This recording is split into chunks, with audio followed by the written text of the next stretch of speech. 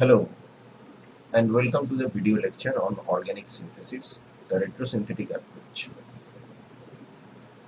এই কোর্সের আলোচ্য বিষয়বস্তু হচ্ছে কি করে নতুন অর্গানিক মলিকিউলদের বানানো যায়। যেহেতু অর্গানিক রিঅ্যাকশনসের সংখ্যা ভার্চুয়ালি আনলিমিটেড এবং অর্গানিক মলিকিউলের সংখ্যাও ever increasing and in billions, তাই আমাদের একটা প্রপার ফ্রেমওয়ার্ক দরকার, একটা লজিক্যাল অ্যাপ্রোচ দরকার, যেটা থ্রু দিয়ে আমরা আমাদের গিভেন টার্গেটকে অ্যাপ্রোচ করতে পারবো। যে মলিকিউলকে আমাদের সিনথেসিস করতে হবে তাদেরকে আমরা বলি টার্গেট মলিকিউল, টিএম। এবং এই টার্গেট মলিকিউলকে দেখে আমরা ইনিশিয়ালি একটা চিন্তা করি যে কোন কোন মলিকিউলের সাথে নিজেদের রিয়াকশন করিয়ে সেই মলিকিউলগুলো থেকে আমরা আমাদের টার্গেট মলিকিউলে পৌঁছতে পারি। অর্থাৎ এই চিন্তাটা অ্যাকচুয়ালি আমাদের মাথায় হয় বা কাগজে কলমে হয়, ল্যাবরেটরিতে হয় না। এই যে উল্টো দিকে ভাবাটা, যে যদি জেডকে বানাতে হয় তাহলে এক্স আর ওয়াই মিশিয়ে কোন কন্ডিশনে জেড বানানো যেতে পারে বা আদৌ এক্স বা ওয়াই থেকে জেড বানানো যেতে পারে কিনা, এটাকে বলা হয় রেট্রোসিনথেটিক অ্যানালিসিস বা অ্যান্টিথিসিস। এবং এইটার জন্য আমরা স্পেশাল সিম্বল ইউজ করি, ওপেন এন্ডেড ডাবল অ্যারো, যেটাকে ইনফ্যাক্ট এই সাইনটা লেখা মানে বোঝানো হয় যে this is a imaginary process where my target molecule is mentally deconstructed into simpler fragments. Combining those fragments, I am hoping to synthesize that particular molecule. তাহলে এই চিহ্নটা সেটাকে সিগনিফাই করে। এটা অ্যাকচুয়াল সিনথেসিসের ঠিক উল্টো, সেই জন্য এটাকে আমরা বলি reverse synthetic step. Actual synthesis ল্যাবরেটরিতে হবে, এটা আমাদের মাথায় হবে বা কাগজে কলমে হবে, and it is also called a transform. যে ট্রান্সফর্মগুলো মেইনলি রয়েছে সেগুলো হচ্ছে দুটো। একটা হচ্ছে ডিসকানেকশন, অর্থাৎ মলিকিউলের কোনো একটা কার্বন কার্বন বা কার্বন হেটেরোঅ্যাটম বন্ডকে টার্গেট করে সেটাকে মেন্টালি ডিসকানেক্ট করে দেওয়া, দুটো ছোট ছোট ফ্র্যাগমেন্ট বের করে নিয়ে আসা। অথবা ফাংশনাল গ্রুপ ইন্টারকনভার্সন, অর্থাৎ টার্গেট মলিকিউলের একটা ফাংশনাল গ্রুপকে টার্গেট করে সেটাকে মেন্টালি একটা অন্য ফাংশনাল গ্রুপে কনভার্ট করা, যাতে আবার ফার্দার ডিসকানেকশন করতে সুবিধা হয় by revising the target molecule. So retrosynthetic analysis is basically methodical disassembly or deconstruction of a target molecule into available starting materials by sequential disconnections and FGIs. Remember, this is not an actual operation, this is a mental operation যেটা আমাদের মনের মধ্যে হয়। Okay, so we have also talked about retrosynthesis in previous semesters in many occasions. So this is not completely new to you, but this is an introductory kind of remark. You can take it uh, as that.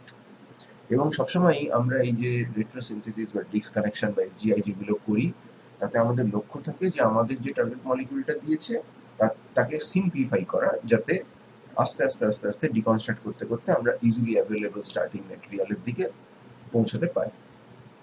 এবং একটা রেট্রোসিনথেটিক অ্যানালিসিসের success depend করবে তখনই যদি সেই রেট্রোসিনথেটিক অ্যানালিসিসটাকে execute করা যায় ল্যাবরেটরিতে। অর্থাৎ এমন রিয়াকশনের কথাই ভাবতে হবে যে রিয়াকশন আমরা ল্যাবরেটরিতে করতে পারি, যেগুলো কনসিভেবল। উল্টোপাল্টা রিয়াকশনের কথা যেগুলো হয় না সেগুলো ভেবে আর ডিসকানেকশন করলে সেটা রেট্রোসিনথেটিক অ্যানালিসিস ঠিক হবে না, কারণ সেটা অ্যাকচুয়ালি করা যাবে। এবার এই যে কার্বন কার্বন বন্ড বা কার্বন হেটেরোঅ্যাটম বন্ডকে ভেঙে আমরা যে ছোট ছোট ফ্র্যাগমেন্টগুলো পাই সেগুলোকে বলা হয় সিনথন। সিনথনরা আইডিয়ালাইজ চার্জ ফ্র্যাগমেন্ট, যাদের অ্যাকচুয়াল এক্সিস্টেন্স থাকতেও পারে নাও থাকতে পারে, এবং সিনথনদেরকে রিয়েল লাইফে যারা রিপ্রেজেন্ট করে তাদের বলা হয় সিনথেটিক ইকুইভ্যালেন্ট বা রিএজেন্ট। এবং রিএজেন্টদের অনেক সময় সিনথন থেকে ডিরাইভ করার সময় পোলারিটি ইনভার্সন বা ইত্যাদি এই জিনিসগুলো আমাদের পড়তে হতে পারে, যেটা আমরা আমপুলন বলেছি। So basically a target molecule can be transformed mentally into synthons, and those synthons will come from synthetic equivalents. কাজেই একটা সাকসেসফুল সিনথেসিসের দুটো স্টেজ থাকে। একটা হচ্ছে retrosynthetic analysis, which is a mental operation, and secondly subsequently সেটাকে যেটা চিন্তা করা হলো যে আমি এক্স প্লাস ওয়াই মিশিয়ে জেড বানাবো বা বানাতে পারি, ভাবলাম সেটা, তখন সেটা ল্যাবরেটরিতে গিয়ে এক্স প্লাস ওয়াই মিশিয়ে পরীক্ষা করে দেখতে হবে যে হ্যাঁ সত্যি জেডটা তৈরি হচ্ছে কিনা। That is the forward synthesis, which is the physical execution of the strategy, যেটা আমরা মেন্টালি ভেবেছিলাম। এবং এই অ্যানালিসিসে তোমাকে বেসিক্যালি ফাংশনাল গ্রুপদেরকে চিহ্নিত করতে হয় যদি ফাংশনাল গ্রুপ না থাকে। যদি ফাংশনাল গ্রুপ না থাকে তাহলে obviously you have to take a portion of a molecule which is probably hydrocarbon or aromatic rings or etcetera. এবং এইখানে ফাংশনাল গ্রুপকে চিহ্নিত করার পরে সুটেবল সাইটে ডিসকানেকশন করতে হবে। এবং সেই জন্য এই ডিসকানেকশনটা নির্ভর করে যে ফাংশনাল গ্রুপটাকে সঠিকভাবে চিনতে পারা যাচ্ছে কিনা এবং ওই ফাংশনাল গ্রুপ কীভাবে তৈরি করা যাবে সেই নিয়ে অলরেডি ওয়ার্কারের এক্সপিরিয়েন্স আছে কিনা। যেমন ধরো তোমাকে যদি কেউ অ্যানিসোল বানাতে বলে তো it would be a good idea to think about synthesizing it via Williamson ether synthesis. তো উইলিয়ামসন ইথার সিনথেসিসে আমরা যদি ফেনক্সাইড আর মিথাইল আয়োডাইড নিই then it would be a better choice. But if we take uh, uh,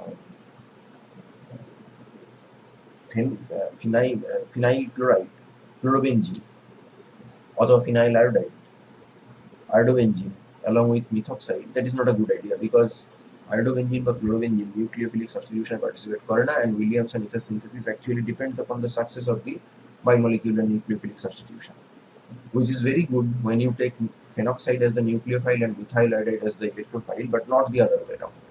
So এই নলেজটা বা এই ইনফরমেশনটা যদি কেমিস্টের কাছে না থাকে তাহলে তার পক্ষে কিন্তু অ্যানিসোল সিনথেসিসের কথা ভাবা খুব একটা সম্ভব নয়। সো known এবং রিলায়েবল মেথড এটা জানতে হবে, and that is why organic synthesis is basically a culmination of everything that you have learned in the last 3.5 semesters. এখানে নতুন জিনিস তুমি খুব কমই দেখবে, কিন্তু যে রিয়াকশন তোমার অলরেডি জানা আছে তার উপর বেস করেই তোমাকে পুরো কাজটা করতে হবে। তো এরকম ট্রান্সফরমেশন বা ট্রান্সফর্ম বেসিক্যালি 3 রকম হয়। একটা হচ্ছে হেটেরোলাইটিক ডিসকানেকশন, যেখানে আমরা একটা সিসি বন্ডকে কেটে একটা কার্বনের ফ্র্যাগমেন্টের মাথায় প্লাস আর একটার মাথায় মাইনাস দিই। Homolytic disconnection that corresponds to in the forward direction radical coupling, সেখানে একটা সিনথনের মাথায় দুটো একটা করে ডট বসানো হয়, অর্থাৎ ফ্রি র্যাডিক্যাল সিনথন পাওয়া যায়। আর একটা হচ্ছে কনসার্টেড ট্রান্সফর্ম, যেমন আমরা এখান থেকে একটা 6 member ring with 1 double bond cyclohexene moiety which can be easily accessed via a dual Solder reaction via 1,3-butadiene and 1,3-butadiene and ethylene। তাহলে তাদের রিয়াকশনে আমরা এরকম একটা এর চিন্তা করতে পারি যে আমার টার্গেট মলিকিউলে যদি এরকম সাইক্লোহেক্সিন টাইপ মোইটি থাকে তাহলে সেইটা আমরা একটা 4 কার্বন ইউনিট আর একটা 2 কার্বন ইউনিট থেকে বানাবার চেষ্টা করতে পারি। But these are not very common. This one is relatively more common. This is not very common. এবং অ্যাটলিস্ট আমাদের কোর্সে এটা খুব একটা আসে না, কারণ আমরা ফ্রি র্যাডিক্যাল কেমিস্ট্রি খুব বেশি পড়ি না। Heterolytic disconnection is what we are most interested in. And heterolytic disconnection তোমাকে দুটো ফ্র্যাগমেন্ট দেয়, একটা হচ্ছে ডোনার সিনথন, একটা হচ্ছে অ্যাকসেপ্টার সিনথন। অবভিয়াসলি ডোনার সিনথন মানে নিউক্লিওফিলিক আর অ্যাকসেপ্টার সিনথন মানে ইলেকট্রোফিলিক। তো এখানে আমি একটা চার্ট দিয়েছি যে ডিফারেন্ট টাইপসের সিনথন তুমি যেগুলো মোটামুটি দেখবে সেগুলোর একটা সিনথন এবং তাদের synthetic equivalent. Obviously you need to consider this part very carefully, কারণ এটা কিন্তু ইউনিভার্সিটিতে এরকম ফ্র্যাগমেন্টস তুলে দিয়ে তোমাকে কোয়েশ্চেন দেবে যে এগুলো কোথা থেকে বানানো যায়। আমি এর ডিটেলে যাব না, এগুলো যখন যখন আসবে তখন আমরা এগুলোকে নিয়ে আলোচনা করব। But left hand side of the table is populated by the electrophilic acceptor synthons, the right hand side of the table is by nucleophilic donor synthon, and এর করেসপন্ডিং সিনথেটিক ইকুইভ্যালেন্ট গুলো ভালো করে কেয়ারফুলি দেখে রাখবে and make sure that you understand যে এটা কেন ওই সিনথনকে রিপ্রেজেন্ট করছে। যেমন ফর এক্সাম্পল আমি তোমাকে একটা বলে দিই, যেমন তোমাকে যদি বলে যে এই জাতীয় এই সিনথনটাকে কোথেকে পাবো, তো এই সিনথনটা বেসিক্যালি আমাদের epoxide represent করে, because if you have something like that R here, then you can disconnect it here and assign a positive charge here. So এই সিনথনটা বেরিয়ে এলো আর এই R minusটা বেরিয়ে এলো। This R minus is coming from a organometallic compound like organolithium or organomagnesium. তাহলে R minus এর corresponding synthetic equivalent, obviously a great synthetic equivalent would be Rm, and CH2 plus CH2OH that should come from an epoxide, because আমরা জানি RMGX এর সাথে রিঅ্যাকশনে ইপক্সাইডের যখন reaction হয় তখন this type of attack is very common, and therefore this 2 carbon fragment is represented by, in the synthon the 2 carbon 1 oxygen fragment can be represented by epoxide. Similarly যদি এই সিস্টেমের উপর নিউক্লিওফাইল অ্যাটাকের কথা ভাবো তাহলে এখান থেকে অ্যাকচুয়ালি R মাইনাস যদি অ্যাটাক করে সেকেন্ডারি অ্যালকোহল তৈরি হবে, so that can be represented by and an aldehyde. তো অ্যালডিহাইডের কার্বনিল কার্বনে যদি অ্যাটাক করে তাহলে এখান থেকে অ্যালকোহল তৈরি হবে। তাহলে আমার যদি এখানটায় একটা আর গ্রুপ থাকতো তাহলে আমি এই আরটাকে যদি বাদ দিয়ে দিতাম তাহলে এইটা আর মাইনাস থেকে আসতো এবং এই অংশটা আমরা অবভিয়াসলি অ্যালডিহাইড থেকে পেতাম। So make sure you understand all this symptoms very very carefully. Now let's go to a real life example. Actually একটা টার্গেট মলিকিউলের কখনো একটাই মানে একটাই আহ, আহ, একটাই মানে লজিক্যাল এবং ভায়াবল রেট্রোসিন্থেটিক অ্যানালিসিস হবে এটা কিন্তু নয়। There are multiple answers to the question and some of them are actually better than the others, but একটাই যে ইউনিক হবে ওইটাই বেস্ট হবে এটা সবসময় নাও হতে পারে। অনেক সময় দেখা যায় যে একটা স্ট্র্যাটেজি এত অবভিয়াস থাকে যে সেটাকে নিয়ে এগোতে হয়, কিন্তু অনেক সময় মাল্টিপল স্ট্র্যাটেজি দিয়ে যাওয়া যায় and that is why each synthesis becomes unique. আমরা যখন এই স্লাইডটা যখন শুরু করেছিলাম এই পড়াটা, তখন আমরা এখানে তিনজনের ছবি দিয়েছিলাম, রবার্ট রবিনসন, রবার্ট বার্নসুডোর্ড এবং ইলিয়াস কোরে। These are the most eminent synthetic chemists of our time and since the inception of organic chemistry. এখনো অনেকে কাজ করছেন, কিন্তু এই তিনজনের নাম আমরা বিশেষভাবে স্মরণ করি এবং এদের মধ্যে Robinson is responsible for the curly arrow movement etcetera যে মেকানিজমের ক্ষেত্রে আমরা যে কমন কনভেনশনগুলো এখন দেখে থাকি। Woodward was called next to nature, he got Nobel prize for his art of organic synthesis. So also did Robinson. Robinson on নিজের synthetic chemistry contribution এর উপরে নোবেল প্রাইজ পেয়েছিলেন। Elias Corey is also another Nobel laureate. He is still living and one of the legendary organic chemists of our time. All of them actually had some idea, some inkling about the retrosynthetic analysis, and Robinson এর একজন colleague ছিলেন Arthur ল্যাপওয়ার্থ, basically যার হাত ধরে এই logical ফ্রেমওয়ার্কটা শুরু হয়েছিল বলে মনে করা হয়। সো আমাদের এই যে রেট্রোসিনথেটিক অ্যানালিসিস, এই জায়গাতে আমরা তাহলে একটা টার্গেট মলিকিউল নিয়েছি, এটা একটা কিটোন। এটাকে আমরা যদি ফার্স্ট অফ অল চিন্তা করি যে এটা একটা সেকেন্ডারি অ্যালকোহল থেকে এসেছে, সো আমরা একটা এফজিআই করলাম। This is not a disconnection, just changing the carbonyl into OH. তার মানে আমি ফরওয়ার্ড ডিরেকশনে এটা বানাবো, so basically that's an oxidation. So you can also write FGI oxidation here, because that means যে আমি অক্সিডেশনের উপর বেস করে সিনথেসিসটা করার কথা ভাবছি। The secondary alcohol is definitely can be made from Grignard. তো আমরা একটা HOCC disconnection করলাম, HOCC, that's a HOCC disconnection. অনেকে এটাকে 1,1-CC disconnection বলে, because your functional group is at C1 and you are also disconnecting the rest of the part at C1, তাহলে এটাকে 1,1-CC disconnection ও বলে। যেটাই করো সেখান থেকে একটা ডোনার সিনথোন আর একটা অ্যাকসেপ্টর সিনথোন বেরোবে, which corresponds to the electrophilic acceptor synthons corresponds to benzaldehyde. A donor synthon will come from corresponding Grignard, which will come from corresponding organohalide. Organohalide এর এই কার্বনটা ডেল প্লাস ছিল, ইলেকট্রোফিলিক ছিল, তুমি যেই সেখানে ম্যাগনেসিয়াম ইনসার্ট করবে এটা ডেল মাইনাস হয়ে যাবে, so that's basically a inversion of polarity. Forward synthesis is pretty straightforward. The oxidation is done with PCC in CH2Cl2, where the secondary alcohol is getting oxidized to the corresponding ketone. আরেকটা লোকে অন্যরকম চিন্তা করতে পারে যে they can take this molecule as an aromatic ketone and therefore they can disconnect here 1,1-CC করবে, disconnect করে বের করে নিয়ে এলো pH minus and this acceptor synthon. So this is a carbonyl based acceptor synthon যেখানে carbonyl কার্বনটা electrophilic. You can think in terms of organometallic. তুমি যদি এখানটায় একটা pH CH3CH2CH2COCl ধরো আর এখানটায় PH2CD বা PH2COLI দিয়ে রিঅ্যাকশন করা হবে reaction. Or you can think in terms of even you know in terms of Friedel-Crafts acylation. The phenyl minus can be represented just by PHH. That's a nucleophile. And you take CH3CH2CH2COCl and take ALCH. কাজে এই অ্যাপ্রোচেরই already তুমি দেখতে পাচ্ছ সেখানে কিন্তু দুই রকমের solution বেরোচ্ছে, একটা হচ্ছে অ্যারোমেটিক ইলেকট্রোফিলিক সাবস্টিটিউশন বেস আর একটা হচ্ছে অ্যাসিড ক্লোরাইডের সাথে অর্গানোমেটালিকের রিঅ্যাকশন বেস। দুটোই হবে, কোনটা বেটার হবে you have to go and check. আর যদি তোমার মনে হয় যে সেটা চেক করার সময় নেই, তাহলে তোমাকে দেখতে হবে যে এই ধরনের এই ধরনের মেটেরিয়াল এর আগে লিটারেচারে কোথায় রিপোর্টেড আছে এবং সেখানে তারা কি ধরনের স্ট্র্যাটেজি অ্যাডপ্ট করেছে। এবং স্ট্র্যাটেজি যদি অ্যাডপ্ট করে থাকে, তাহলে যদি ফিল্ড ড্রপটা করে থাকে, তাহলে তার ইল্ড কীরকম হচ্ছে, যদি সেই একই সিনথেসিস তারা আবার অর্গানো ক্যাডমিয়াম বা অর্গানো কপার দিয়ে করে থাকে অ্যাসিড ক্লোরাইডের উপরে, তাহলে তার ইল্ডই বা কেমন হচ্ছে, সেই বেস সেটা বেস করে, সেই ইনফরমেশনটার উপর বেস করে তোমাকে ডিসিশন নিতে হবে। Now we come to the systematic approach, যে রেট্রোসিনথেটিক অ্যানালিসিসটা এসেছিল কোথা থেকে। এটা এসেছিল বেসিক্যালি আর্থার ল্যাপওয়ার্থের হাত ধরে। উনি একটা থিওরি দিয়েছিলেন which is known as the alternative polarity disconnection. অনেক সময় দেখা যায় যে কিছু কিছু কার্বন কার্বন ডিসকানেকশন আছে একটা গিভেন কার্বন ব্যাকবোনের জন্য, যেগুলো অন্যান্য ডিসকানেকশনের থেকে সর্ট অফ ইজি। এবং এটা ফার্স্ট রেকগনাইজ করেন ল্যাপওয়ার্থ। ওনার একটা কনসেপ্ট ছিল, উনি রবিনসনের কলিগ কাম টিচার ছিলেন। রবিনসন লিখে গেছেন যে ল্যাপওয়ার্থকে টার্গেট মলিকিউল দিলে Lapworth used to have a sense যে এই টার্গেট মলিকিউলটা বানানো ইজি হবে আর ওই টার্গেট মলিকিউলটা বানানো ডিফিকাল্ট হবে। যদিও তখন ইলেকট্রোসিনথেসিস আমরা যেভাবে পড়ছি সেই ফর্ম্যাটে আসেনি, কিন্তু ল্যাপওয়ার্থের মাথার মধ্যে চিন্তাটা ছিল এবং সেটা উনি পাবলিশও করেছিলেন।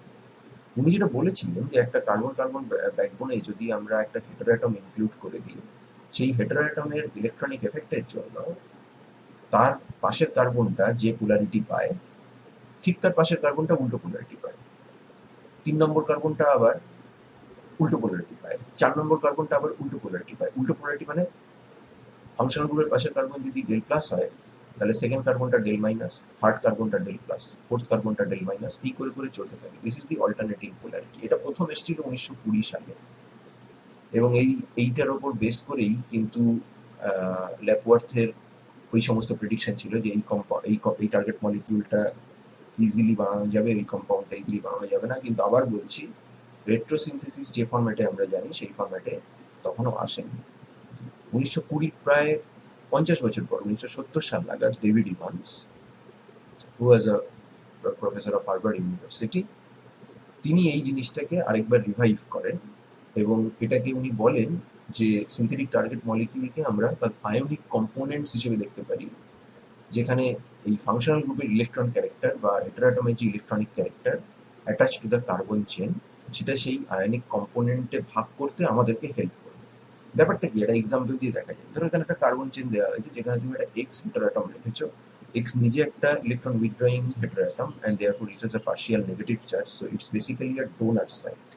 But when attached to carbon, it makes the next carbon electrophilic and therefore it becomes a del plus site. Theory of alternating polarity tells এর পাশের কার্বনটা will be donor del minus, তার পাশেরটা will be acceptor del plus, তার পাশেরটা donor del minus, তার পাশেরটা acceptor, so on and so forth. And if you assign the number 1 to the ipso carbon, অর্থাৎ যে কার্বনের উপর ফাংশনাল গ্রুপ বসে আছে সেটাকে যদি 1 নম্বর কার্বন বলো, ফাংশনাল গ্রুপটাকে যদি zero carbon, zero zero atom তুমি বলো, তাহলে দিস ইজ ডোনার জিরো, কারণ এটা zero atom and it is donor in nature. This is first atom as far as carbon chain is concerned, therefore it is 1, and acceptor তাহলে A1, তার পাশেরটা D2, তার পাশেরটা A3, D4, A5, D6, এই করে করে যাবে। এই জিনিসটা দেখলে তাহলে আমরা এখান থেকে একটা প্যাটার্ন দেখতে পাচ্ছি, সেটা হচ্ছে ডোনার এবং অ্যাকসেপ্টার অল্টারনেটলি অকার করছে। এক্সটা যদি নিজে ডোনার হয় তাহলে তার পাশের কার্বনটা অ্যাকসেপ্টার হবে, এক্সটা যদি নিজে অ্যাকসেপ্টার হয় তাহলে অবভিয়াসলি তার পাশের কার্বনটা ডোনার। এবং এই সিচুয়েশনে যেখানে আমরা এক্স কে মোর ইলেকট্রোনেগেটিভ দেন কার্বন বলে ধরে নিচ্ছি, and that is more commonly observe because কার্বনের সাথে অক্সিজেন, নাইট্রোজেন, হ্যালোজেন যারই বন্ড থাকুক না কেন, that is more electronegative than carbon, and therefore itself it is a donor and the ipso carbon is accepted. তো অ্যাকসেপ্টার কার্বনগুলো সমস্ত আমরা দেখছি বিজোড় সংখ্যায় আসছে, অর্থাৎ 2n+1 এই ফর্মে আসছে, অড নাম্বারে আসছে, তার মানে a 2n+1। আর ডোনারগুলো সমস্ত জোড় নাম্বারে আসছে, অর্থাৎ ইভেন নাম্বারে আসছে, অর্থাৎ d2n। এইরকম ভাবে আমরা ভাবতে পারি। So when X is the more electronegative element, that's the natural polarity of the carbon chain. Is it really valid? এটা কি সত্যি সত্যি হয়? আমরা দেখা যাক একটা এক্সাম্পল দিয়ে দেখি। আমরা নিয়েছি এখানে methyl ক্রোটোনেট। If I take methyl crotonate, then this carbon is the ipso carbon. This carbonyl oxygen is taken as the functional group, so that's basically the X. That's basically the donor zero. And because oxygen is more electronegative than carbon, so ipso, that's electrophilic. Alpha, that should be nucleophilic. Beta, that's electrophilic again. And gamma, that is nucleophilic again. তো এটা কি সত্যি সত্যি হয়, মানে এগুলো কি true? আমাদের রিয়েল লাইফ এক্সাম্পল কি বলে? আমরা যদি RMGX এর সাথে এই জিনিসের রিয়াকশন করি এবং RMGX এর মধ্যে যদি ট্রানজিশন মেটাল ইম্পিউরিটি না থাকে, তাহলে RMGX এইখানে এই কার্বন নিউক্লিওফিলিক অ্যাটাক করে, which means that this is an electrophilic carbon. So we understand. আরটা যখন ম্যাগনেসিয়ামের সাথে যুক্ত হয়ে আছে, যে কার্বনের সাথে যুক্ত হয়ে আছে, ম্যাগনেসিয়াম যেহেতু মোর ইলেকট্রোপজিটিভ, তো that must B the, you know, that must be the acceptor side and this must be the donor side. এখানে এই জায়গাটাকে নিউক্লিওফিলিসিটি টার্মস যদি বলি, তাহলে আমরা বলতে পারি R is nucleophilic, carbon is, this carbon is electrophilic, and here we have beta carbon which is again supposed to be electrophilic in nature. এবং হ্যাঁ, যদি এর মধ্যে গিলম্যান কিউপ্রেট দেওয়া যায়, তো গিলম্যান কিউপ্রেট এখানে অ্যাটাক করে, which means যে হ্যাঁ, আমার কাছে এই প্রুফও আছে যে বিটা কার্বনটাও electrophilic. If I try to add say HBr or HCl, something like that, HX যদি অ্যাড করি এই কার্বন কার্বন ডাবল বন্ডে, that would go through via a carbocation, and carbocation will be forming at this carbon because it wants to be away from carbonyl as much as possible. Therefore X, যেটা নাকি নিজে del minus of the addendum, should go here, that's electrophilic, and H plus that should go here, so that must be nucleophilic. So that is a donor, that is an acceptor, that is an acceptor, that is a donor. Gamma কার্বনটা কি সত্যি ইলেকট্রোফাইলের সাথে reaction করে? ও কি নিজে donor side? কারণ অল্টারনেটিং পোলারিটি অনুযায়ী এটা ইলেকট্রোফিলিক, এটা ডেল প্লাস, এটা ডেল মাইনাস, এটা ডেল প্লাস, এটা del minus, so that should be a donor side. আমরা এন ব্রোমোসাক্সিনিমাইডের সাথে যদি রিয়াকশন করি, এখানে অ্যালাইলিক টাইপ ডোমিনেশন হবে because I have allylic chain and bromine will be incorporated here. In bromosuccinimide নাইট্রোজেনের থেকে ব্রোমিন লেস ইলেকট্রোনেগেটিভ, therefore ব্রোমিনের মাথায় ডেল প্লাস আছে, সো ব্রোমিন ইজ ইলেকট্রোফিলিক। এই জায়গাতে যখন ঢুকছে, যদিও রিয়াকশনটা ফ্রি র্যাডিক্যালের থ্রু দিয়ে হবে, কিন্তু আমরা যদি পোলারিটি দিয়ে ব্যাখ্যা করতে চাই, because electrophilic free radicals can also be characterized in terms of their electrophilicity or nucleophilicity as we know, তাহলে এখানটায় তখন ব্রোমিন ঢুকে যাচ্ছে। ব্রোমিন ঢুকে গেলে এই গামা কার্বনে ব্রোমিন ঢুকছে, which means যে del plus bromine has included itself onto the allylic carbon, so that gamma carbon must be nucleophilic in nature. So আমাদের হোপফুলি এই অল্টারনেটিং কার্বন পোলারিটি প্যাটার্নটা আমরা এখান থেকে বুঝতে পারবো। Based upon this, Evans classified all the functional groups in 3 classes. The classes are not very important, তোমাকে মুখস্থ করতে হবে না যে কোন ক্লাসে কি আছে না আছে, তোমার এটা আসবেও না, বাট ফাংশনাল গ্রুপগুলোকে একটু চিনে রাখো যে তারা তাদের পাশের কার্বনকে কি ধরনের পোলারিটি এন্ডাও করে। একটা হচ্ছে ই ক্লাস, ক্লিয়ার কাট পাশের কার্বনকে ইলেকট্রোফিলিক করে দেবে, অর্থাৎ ইপসো কার্বনকে ইলেকট্রোফিলিক করে দেবে। কি কি আছে? OH, OR, NH2, double bonded O, double bonded NR, X। খেয়াল করে দেখো, আমরা কিন্তু কার্বনই লিখিনি, double bonded NR, double bonded O লিখেছি। আমরা কিন্তু ইমিন বা এই ধরনের কিছু লিখিনি, ডাবল বন্ডেড NR লিখেছি। জি ক্লাস পাশের কার্বনটাকে নিউক্লিওফিলিক করে দেবে, ইপসো সমস্ত organometallic compound, lithium, magnesium, aluminium, silicon based compounds. এই ক্লাস, এটার সংখ্যা অনেক বেশি, এরা অ্যাম্বিভ্যালেন্ট, অর্থাৎ সিচুয়েশনের উপর বেস করে কখনো ইপসো কার্বনকে ইলেকট্রোফিলিক করে, কখনো নিউক্লিওফিলিক করে, এবং এটা অ্যাকচুয়ালি কি ক্যারেক্টার ম্যানিফেস্ট করবে সেটা রিয়াকশন কন্ডিশন এবং স্ট্রাকচার অফ দ্য মলিকিউলের উপর নির্ভর করে। এখানে বহু এক্সাম্পল রয়েছে। আবার খেয়াল করে দেখো, আমরা এখানে অ্যালকিনকে ঢুকিয়েছি, কিন্তু অ্যালকিনের ডাবল বন্ডেড CR2 একটা ফ্র্যাগমেন্টকে আমরা ধরছি, এই কার্বন যেটা আছে that is ipso carbon, we are interested in its polarity. অ্যালকাইনের ক্ষেত্রে এখানে যে কার্বনটা আছে that is the ipso carbon, we are interested in that polarity only. যেটাই আমি এখানে বলার চেষ্টা করেছি যে আমাদের ক্লাসিক্যাল অর্গানিক কেমিস্ট্রিতে যখন আমরা ফাংশনাল গ্রুপ ডিফাইন করি, তখন কার্বনিল, সায়ানাইড, এগুলোকে আমরা কি বলি? এইটা পুরোটা ফাংশনাল গ্রুপ, এইটা পুরোটা ফাংশনাল গ্রুপ। যখন অ্যালকোহল বলি তখন আমরা বলি যে এইটা ফাংশনাল গ্রুপ, অ্যালকিল হ্যালাইড বলি এটা functional group, and that is only functional group. But in Evans classification only the heteroatom has to be considered। কাজে এগুলো তো ঠিকই আছে, XOH, কিন্তু যখন এই ধরনের সিস্টেমে চলে আসবো তখন কিন্তু সিওটা ফাংশনাল গ্রুপ নয়, সিটা ইপসো কার্বন, এই অক্সিজেনটা ফাংশনাল গ্রুপ। সায়ানাইডে যখন আসবো সিটা ipso carbon, this triple bonded nitrogen is the functional group.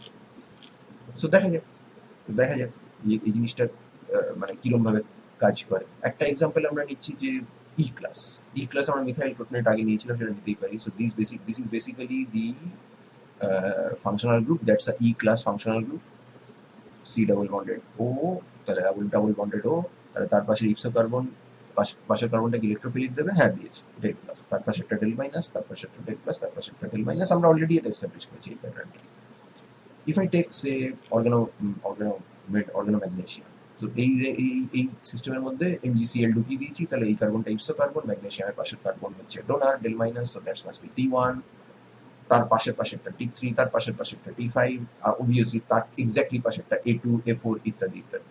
তো এটা একটা ইম্পর্টেন্ট সিচুয়েশনকে ডিনোট করে, যেখানে স্টার্টিং মেটেরিয়ালটা ছিল একটা 1-chloropentan, সেটাতে ক্লোরিন ছিল অবভিয়াসলি ই ক্লাস, বিকজ তার পাশের কার্বনটাকে সে ডেল প্লাস পোলারিটি কনফার করছে, এর উপরে নিউক্লিওফিলিক বাইমলিকিউলার নিউক্লিওফিলিক সাবস্টিটিউশন হতে পারে। তো ম্যাগনেসিয়াম দিয়ে দেওয়ার পরে পোলারিটি পুরো চেঞ্জ হয়ে গেল, যেগুলো সব এ ছিল সেগুলো সব ডি হয়ে গেল, যেগুলো ডি ছিল সেগুলো এ হয়ে গেল। তাহলে এই বস্তুটা আমরা এটাকে বলে থাকি আমপোলাম, after Dieter Sivak, who was a student of Corey, and together they developed the concept of ampolam and 1,3-dithiene based reagents. এটাকে রিভার্সাল অফ রিঅ্যাক্টিভিটি আমরা বলতে পারি, এবং this gives rise to access to carbon ionic synthons, which are very important to construct the new carbon-carbon double bonds, carbon-carbon single bonds, and accessing new target molecules. এরপরে হচ্ছে এই class. এই ক্লাসটা অ্যাম্বিভ্যালেন্ট। যেমন ধরো আমরা সবার আগে বলেছি অ্যালকিন বা অ্যালকাইন। তো অ্যালকিন যখন আমরা বলছি তখন অ্যালকিনের পুরো কার্বন কার্বন ডাবল বন্ড দুটো অলিফিনিক কার্বনকে তো নিচ্ছি না, আমরা এই কার্বনটাকে দেখার চেষ্টা করছি যে এই কার্বনটা যদি ইপসো কার্বন হয় তাহলে তার nature how is it influenced by the functional group CH2, or how is it the carbon on alkyne is influenced by the group CH। তো HBr দিয়ে যদি রিঅ্যাকশন করো তাহলে এখানে ব্রোমিন আমরা জানি এই কার্বনে যায়, so that must be del plus. As a result আমরা তখন এটা বলতেই পারি যে এই কার্বনটা পাশের কার্বনটাকে ডেল প্লাস করছে, তাহলে এটা হচ্ছে ই ক্লাস বিহেভিয়ার, মার্কভ-নিকভ রিজিওসেলেক্টিভিটি দেখাচ্ছে। সিমিলারলি ট্রিপল বন্ডেড কম্পাউন্ডে মার্কারি আয়ন ক্যাটালাইজড হাইড্রেশনে ওএইচটা এই কার্বনে যায়, তাহলে this must be del plus. So এই ট্রিপল বন্ডেড এই যে ফাংশনাল গ্রুপটা এটা ই ক্লাস হিসেবে বিহেভ করছে।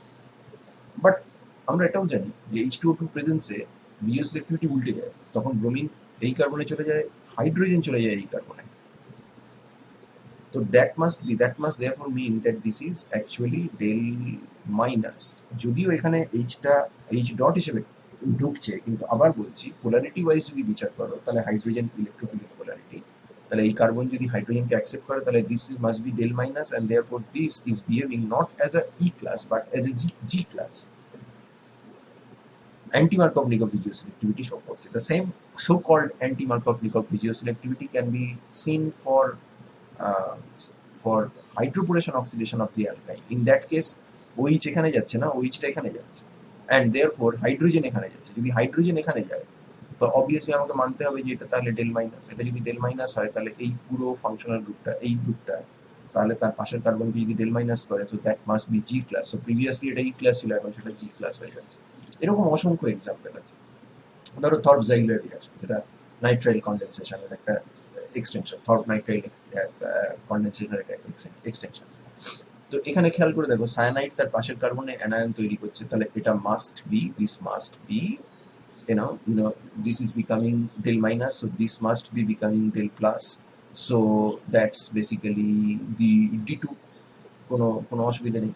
তার মানে this C triple bonded N এর যে এন ফ্র্যাগমেন্টটা আছে সেটা তার পাশেরটায় ইলেকট্রোফিলিক তৈরি করছে, যদি ইলেকট্রোফিলিক তৈরি করে তাহলে E class. Again nomenclature is not important, এটা তার মানে ই ক্লাস। আচ্ছা ই ক্লাস, তা এই সায়ানাইডটার ক্ষেত্রে দেখো খেয়াল করে এইখানে নেগেটিভ চার্জ এইখানে অ্যাটাক করবে, তার মানে এর মাথায় ডেল প্লাস চার্জ আছে, তো ঠিকই আছে, এটাও ই ক্লাস। তার মানে এই কম্পাউন্ডে সবসময় সায়ানাইডের যে triple bonded N functional group সেটা একটা ই ক্লাস হিসেবে কাজ করছে, তার পাশের কার্বনটাকে ইলেকট্রোফিলিক করছে, তার পাশের কার্বনটাকে নিউক্লিওফিলিক করছে। আমরা দুটো সাইটের রিঅ্যাকশনই এখানে দেখতে পাচ্ছি।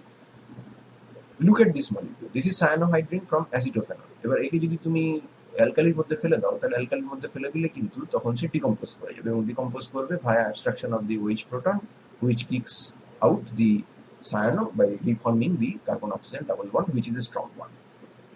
তা এবার এই যে OH, তাহলে এই যে OH এর রেসপেক্টে এই কার্বনটা অবভিয়াসলি তাহলে ডেল প্লাস, এই কার্বনটা অবভিয়াসলি ডেল প্লাস, তার পাশের কার্বন এদিকের কার্বন অবভিয়াসলি ডেল মাইনাস, কারণ থিওরি অফ অল্টারনেটিং পোলারিটি অনুযায়ী। এবং এটা যে ডেল মাইনাস তার প্রমাণ হচ্ছে এই যখন বেরোচ্ছে তখন অ্যানায়ন হিসেবে বেরোচ্ছে, carbon is sharing the negative charge. So this nitrogen at this point of time, এই নাইট্রোজেনটা কিন্তু এই কার্বনের মাথায় নেগেটিভ চার্জকে স্টেবিলাইজ করছে। অন দি আদার হ্যান্ড এখানে যখন সে এই কম্পাউন্ডে ছিল তখন এই নাইট্রোজেনটা পাশের কার্বনের ডেল প্লাস চার্জকে প্রমোট করছিল। So this must be changing its behavior. এটা এখানে ছিল E ক্লাস, এটা এখানে হয়ে যাচ্ছে A ক্লাস। সো সায়ানাইডকে আমরা E ক্লাস A ক্লাস কিছুই বলতে পারি না, সেটা ডিপেন্ড করে রিয়াকশনের উপরে, এবং সেকে আমরা বলতে বাধ্য যে এটা তাহলে একটা G class, অ্যাম্বিভ্যালেন্ট।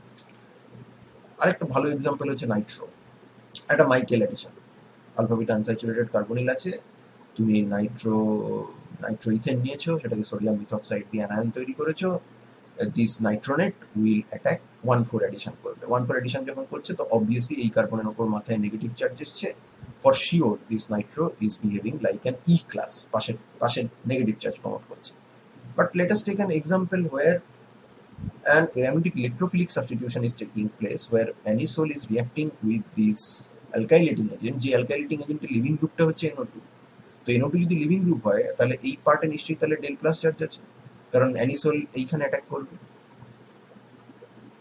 Obviously not a SN2 reaction, but a ionization will take place in presence of the SnCl4 and this carbon will become del plus. So nitro যদি থাকে তাহলে এখানটায় তুমি বলতেই পারো যে this is now del plus। তাহলে এটা তো হলো জি ক্লাস, এটা জি ক্লাসের মতো বিহেভ করছে। বাট হোয়াট অ্যাবাউট এইটা, তাহলে এটা ই ক্লাস, তাহলে কখনো জি ক্লাস কখনো ই ক্লাস এইরকম বিহেভ করছে। আর একটা নেফ কার্বনিল সিনথেসিস, তুমি যদি OH মাইনাস দাও নেফ কার্বনিল করার সময় তখন অ্যালকালি দিয়ে নাইট্রোনেট তৈরি হয়, তো জি ক্লাসের মতো বিহেভ করছে, এই কার্বনের মাথায় নেগেটিভ চার্জকে স্টেবিলাইজ করছে।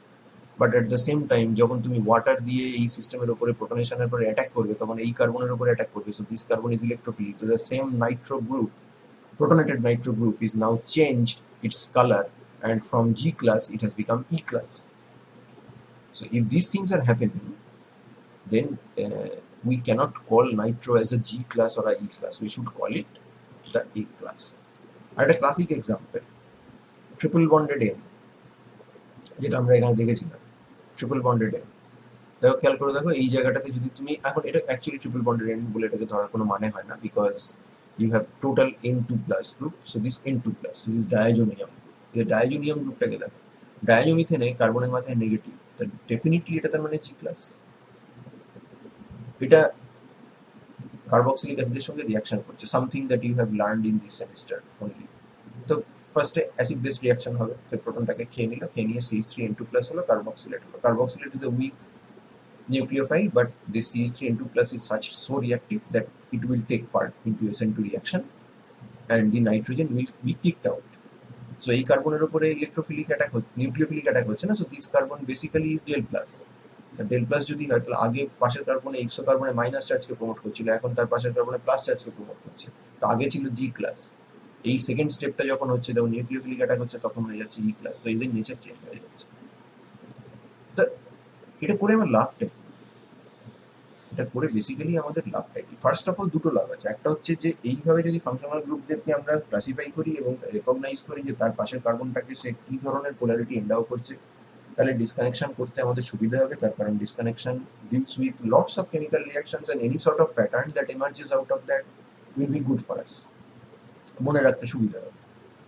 সেকেন্ডলি এটা একটা হিউরিস্টিক ক্লাসিফিকেশন, অর্থাৎ এর যে খুব বিরাট বড় মানে সায়েন্টিফিক ব্যাখ্যা আছে তা নয়, but it actually works in short term goal. It is very very handy to have to solve the problem. And most importantly আমরা যদি আর্টিফিশিয়াল ইন্টেলিজেন্স বা মেশিনকে শেখাতে চাই যে তাকে কোনো একটা মলিকিউলকে ফিট করে দিলে তার কাছ থেকে আমরা যদি আউটপুট এক্সপেক্ট করি যে সে আমাদেরকে বলবে যে কোন ডিসকানেকশনটা করলে বেটার হয়, কোনটা খারাপ হয়, তাহলে মেশিনকে আগে তো শেখাতে হবে পেট্রোসিনথেসিসের প্রিন্সিপালগুলো, তার জন্য কিছু গাইডিং অ্যালগোরিদমস চাই, সেই অ্যালগোরিদমগুলোর জন্য প্যাটার্ন চাই, এবং সেই প্যাটার্নগুলো আসবে এই ক্লাসিফিকেশন থেকে, যে এই ফাংশনাল গ্রুপ যদি তুমি দেখো তাহলে একে এ ক্লাস হিসেবে ট্রিট করো, এই ফাংশনাল গ্রুপগুলোকে যদি দেখো তাহলে জি ক্লাস হিসেবে, এইগুলোকে দেখলে এ ক্লাস হিসেবে, এবং ওকে অবভিয়াসলি প্রচুর রেট্রোসিনথেসিসের এক্সাম্পল ফিড করিয়ে রাখতে হবে যেখান থেকে ও প্যাটার্ন সিলেক্ট করবে, এবং তারপরে তোমার দেওয়া মলিকিউলটার সঙ্গে ট্যালি করিয়ে অ্যালগোরিদম বেসড একটা রেজাল্ট তোমাকে দেবে। That could be a very good result, that could be not such a good result, because at the end of the day all the synthesis that have been done, they have human touch, তাদের প্রত্যেকের একটা করে নিজস্ব signature আছে, এবং যারা synthesis নিয়ে চর্চা করেন তারা কিন্তু এটা বলতে পারেন যে একটা গিলবার্ট স্টকের সিনথেসিস উডওয়ার্ডের সিনথেসিস, এসচেন মশারের সিনথেসিস, ড্যানিশেভস্কির সিনথেসিস, কোরের সিনথেসিস, রবিনসনের সিনথেসিস, প্রত্যেকটা আলাদা আলাদা সিগনেচার আছে। যারা প্রচুর চর্চা করেছেন তারা ইনফ্যাক্ট দুটো সিনথেসিস দিকে পাশাপাশি রেখে বলতে পারেন যে এই সিনথেসিসটা যার, ওই পাশের সিনথেসিসটা তার নয়। প্রত্যেকেরই কিছু না কিছু একটা সিগনেচার থেকে যায়, সেটা সম্ভবত আর্টিফিশিয়াল ইন্টেলিজেন্স যদি চলে আসে, এবং আসবেও, তার কারণ মেশিন লার্নিং সব জায়গাতেই আসছে, কাজেই সেক্ষেত্রে সেটা সেটা হয়তো মিসিং থাকবে। But at the end of the day it is the worker who has to decide যে মেশিন আমাকে যেটা বলছে সেটা আমি করবো কি করবো না, is there something better that I can even think of myself. তো তো দেখা যাক যে আমরা এদেরকে কিভাবে অ্যানালিসিসটা করতে পারি। সাপোজ আমাদের এই টার্গেট মলিকিউলটা দিয়েছে, this is basically an alcohol, so we can do a CC disconnection here, so we get a donor synthon, and this we get an acceptor synthon. The acceptor synthon comes from an aldehyde, the donor synthon comes from a grignard, which comes from a organohalide. তো এটা হচ্ছে ই class, x এর পাশে del plus থাকবে, so that's an acceptor সিনথন। আমরা আমকোলম করেছি, MG হচ্ছে জি class, তার পাশে টোনার হয়ে যাবে।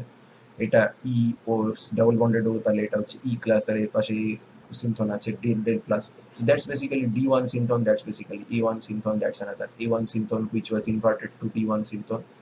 সো আমরা এই ফ্রেমওয়ার্ককে, এই যে ডিসকানেকশন আমরা জানি, তার মধ্যে আমরা এই ক্লাসিফিকেশনটাকে নাইসলি ফিট করে দিতে পারি। কিন্তু এই ক্লাসিফিকেশনটা will become very important in bifunctional compound. Bifunctional compounds এর ক্ষেত্রে একটা ফাংশনাল গ্রুপ যে পোলারিটি ইন্ডিউস করে, আর একটা ফাংশনাল গ্রুপ যদি সেই কার্বনের সেই পোলারিটি ইন্ডিউস করে, তাহলে আমরা বলি পেয়ার্ড ফাংশনাল গ্রুপ। এবং তাদের এরকম দুটো জিনিস হতে পারে, একটা হচ্ছে দুটো ফাংশনাল গ্রুপ, একটা হচ্ছে বাইফাংশনাল রিলেশনশিপে দুটো ফাংশনাল গ্রুপ আছে, যাতে ফাংশনাল গ্রুপ 1 যে কার্বনে যে পোলারিটি অ্যাসাইন করেছে, ফাংশনাল গ্রুপ 2 ও সেই কার্বনে সেই পোলারিটি অ্যাসাইন করেছে। যদি তাই হয় তাহলে তাকে আমরা বলবো কনসোনেন্ট সিস্টেম, এবং কনসোনেন্ট সিস্টেমে পোলারিটি ম্যাচিং থাকে এবং তাদের তৈরি করা অনেক সোজা, you will see. On the other hand, যদি ফাংশনাল গ্রুপ 1 যে কার্বনে যে পোলারিটি অ্যাসাইন করেছে, ফাংশনাল গ্রুপ 2 সেই কার্বনে ঠিক অপোজিট পোলারিটি অ্যাসাইন করে বসে থাকে, তাহলে তাকে আমরা বলবো পোলারিটি মিসম্যাচ, ডিসোনেন্ট সিস্টেম। তাদের বানাতে গেলেই তোমার এমন সমস্ত সিনথন এসে হাজির হবে যাতে সিনথেটিক ইকুইভ্যালেন্ট চট করে পাওয়া যায়, অর্থাৎ তাদের বানানোটা difficult. So you can now appreciate যে ল্যাপওয়ার্থের কাছে কোনো একটা মলিকিউল নিয়ে গেলে উনি টুক করে কি করে দেখে বলে দিতেন যে এই মলিকিউলটা বানানো ইজি হবে, এই মলিকিউলটা বানানো ডিফিকাল্ট হবে। Let us do some examples. 1,3 bifunctional relationship আছে, এরকম জিনিস আমরা জানি অ্যালডল, দুইটা হাইড্রক্সি কেটন। তো এই ওইচটা নিজে একটা ফাংশনাল গ্রুপ, এই ডাবল বন্ডেড ওটা একটা ফাংশনাল গ্রুপ। তো ওইচের জন্য পোলারিটি দেখো, ওইচ হচ্ছে ই ক্লাস, তাহলে তার পাশেরটায় ডেল প্লাস দেবে, sorry not E class but হ্যাঁ ই ক্লাস, পাশের কার্বনটাকে ডেল প্লাস দিচ্ছে। So I think the name is not important, just try to remember যে ও নিজের পাশের কার্বনটাকে এই অবস্থায় কি দিচ্ছে। তো ডেল প্লাস দিচ্ছে, del minus, del plus, del minus, এদিকে ডেল মাইনাস। যদি সি ডাবল বন্ডেড ওটাকে ফাংশনাল হিসেবে দেখো, তাহলে ও দিচ্ছে del plus, del minus, del plus, del minus, del minus. তাহলে কোনো পোলারিটি ম্যাচ করছে, সব পোলারিটি ম্যাচ করছে, প্রত্যেকটা কার্বনের পোলারিটি ম্যাচ করছে। সো দ্য ল্যাটেন্ট পোলারিটি, এই পোলারিটি যেহেতু ম্যানিফেস্টেড হয় না যতক্ষণ না পর্যন্ত তুমি রিয়েজেন্ট দিচ্ছ, ঘুমিয়ে থাকে অ্যাটমের উপরে, তুমি বলে ল্যাটেন্ট পোলারিটি।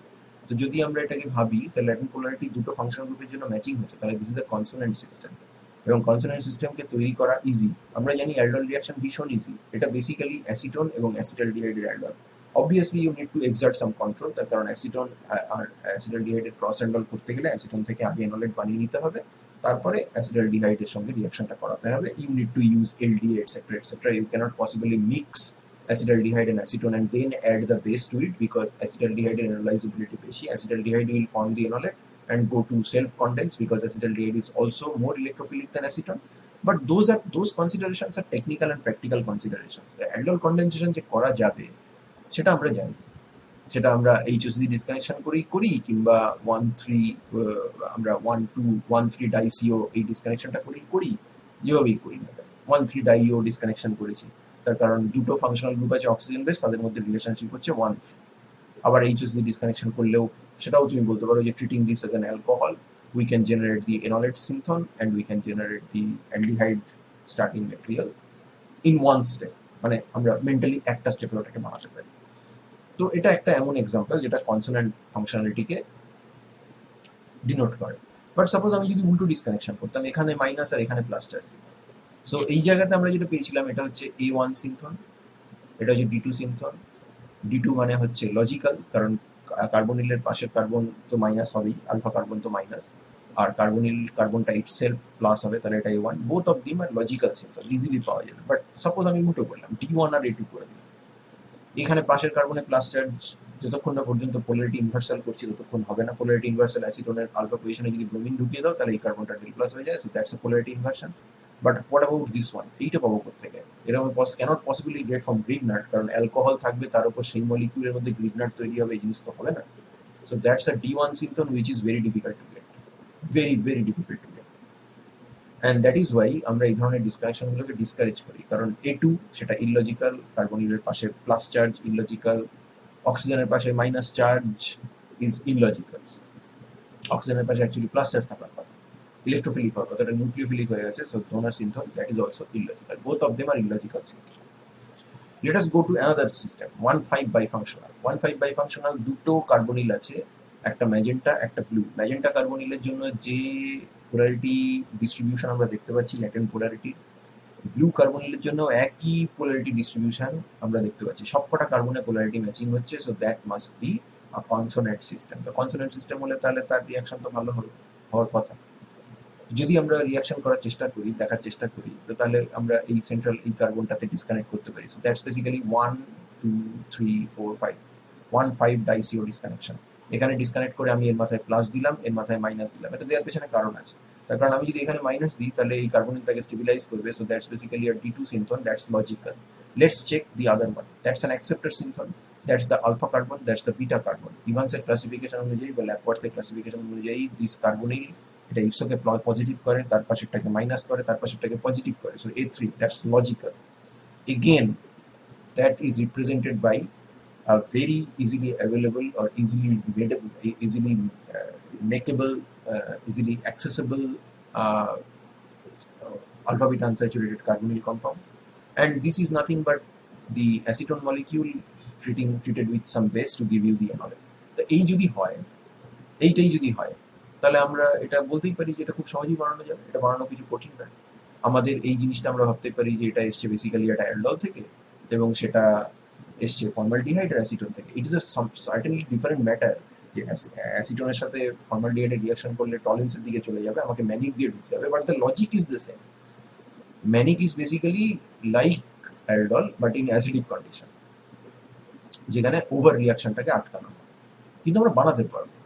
এবং এই যে রিয়াকশনটা এখানে এনলেট তৈরি করে এই A3 সিনথনের সাথে রিয়াকশন করা, that's nothing but Michael addition, very common reaction. আগেরটা আমরা 1,3 ফাংশনাল গ্রুপের ক্ষেত্রে দেখলাম অ্যালডল, এখানে আমরা 1,5 এর ক্ষেত্রে দেখছি Michael. Both of these are very common reaction. But what will happen if I take 1,4, 1,3, 1,5 এগুলো নয়, আমরা যদি 1,4 নিই, তো ম্যাজেন্টা কার্বনিলের জন্য প্রত্যেকটা কার্বনের যে ল্যাটেন্ট পোলারিটি আসবে ব্লু কার্বনিলের জন্য ঠিক উল্টো আসবে। দেখো এই কার্বনটা ছিল ডেল প্লাস, এই কার্বনটা হয়ে গেছে ডেল মাইনাস, এই কার্বনিলটা ইটসেলফ ছিল ডেল মাইনাস, এই কার্বনিলটা ইটসেলফ হয়ে গেছে ডেল প্লাস। তার মানে কনফ্লিক্ট রাইজ করছে, দিস ইজ এ ডিসোনেন্ট সিস্টেম। এবং এটাকে আমি যেভাবেই কাটি না কেন, যেভাবেই কাটি না কেন, আমার পোলারিটি ম্যাচিং হবে না, জাস্ট হবে না, পোলারিটি ম্যাচিং হবে না। ধরো 1 নম্বর ডিসকানেকশন, তুমি নেক্সট টু কার্বনিল কাটলে, এবার কার্বনিল কেটে তুমি এই জায়গাতে যদি প্লাস দাও তাহলে A3, এটা লজিক্যাল। কার্বনিল কার্বনের উপরে মাইনাস দাও D1, that is illogical. Fortunately এটাকে সলভ করা যায়, ইললজিক্যাল সিনথন, এটা অ্যাসাইল অ্যানায়ন ইকুইভ্যালেন্ট হিসেবে আমরা নাইট্রোঅ্যালকেন প্লাস বেস ইউজ করতে পারি।